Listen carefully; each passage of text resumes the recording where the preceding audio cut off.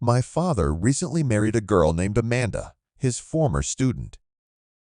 She was all decked out in expensive fur coats, silks, leather knots, stilettos, and scarlet lipstick.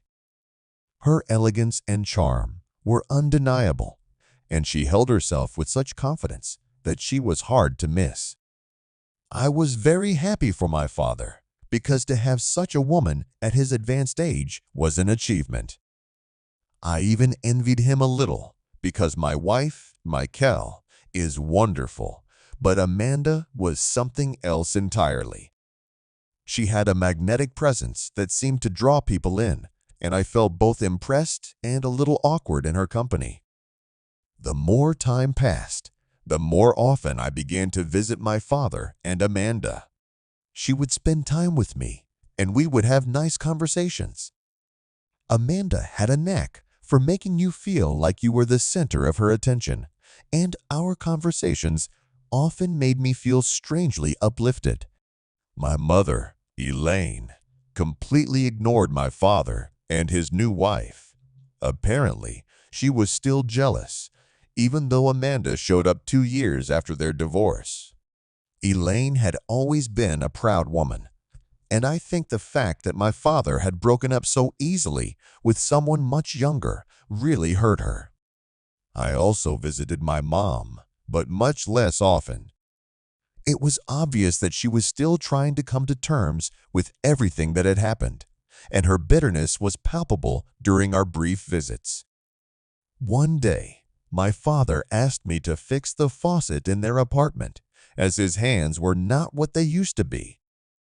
When I arrived, Amanda met me dressed in a lace apron and a short black dress. I was surprised, but I didn't show it. The way she was dressed felt deliberate, as if she wanted me to pay attention. We walked to the kitchen, where my father said I was supposed to fiddle with the faucet for a couple minutes. Of course, it didn't turn out to be that easy. Amanda brought me my dad's tools, and I dove headfirst into the job. I had to replace the entire gasket and disassemble the entire faucet structure.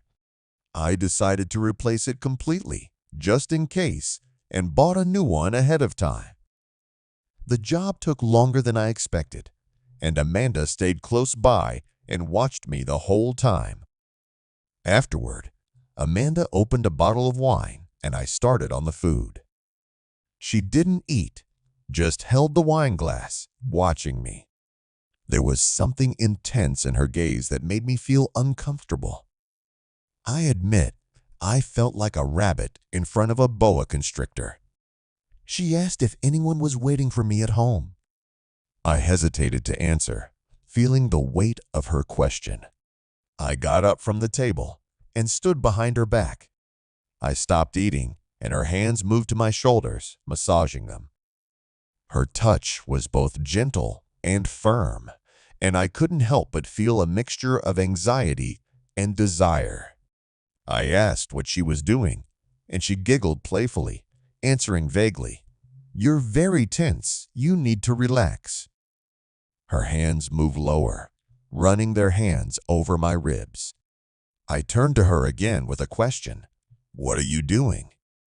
At the mute question, she laughed again, and in one motion, she sat Amanda on her lap, wrapped her arms around my neck, and began to kiss me shamelessly.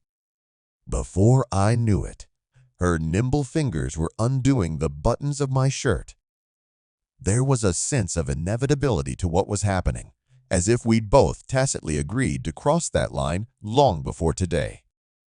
"Surrendering," I responded, turned her around to the table, and we continued our session, completely caught up in the adrenaline and thrill of the moment.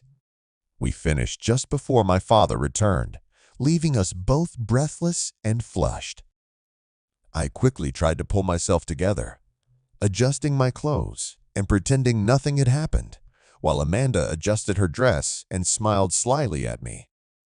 The whole situation felt surreal, and when my father walked in, I couldn't help but feel a pang of guilt mixed with the lingering excitement of what had just happened.